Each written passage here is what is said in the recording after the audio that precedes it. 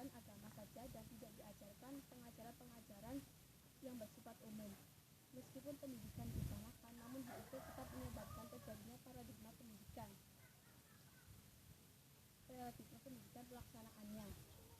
Hal itu terbukti dengan adanya dua sistem yang berbeda. Satu, Snow Hartman, ketua direktur utama politik elit tahun 1900 sampai 1905. Dibantu dengan Abendanon, mereka melakukan pendidikan dengan menggunakan pendekatan politik elit, yaitu dengan menggayakan pendidikan dengan gaya Eropa dan menggunakan bahasa Belanda sebagai bahasa pengantarnya.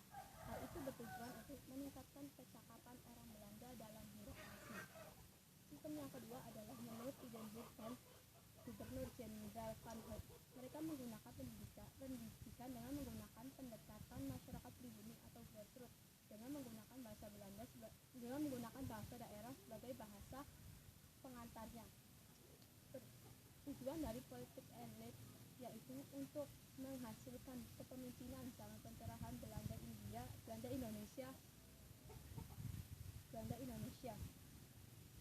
Sedangkan pendidikan dengan menggunakan politik masyarakat pribumi yaitu untuk memberikan langsung sumbangan kesejahteraan masyarakat.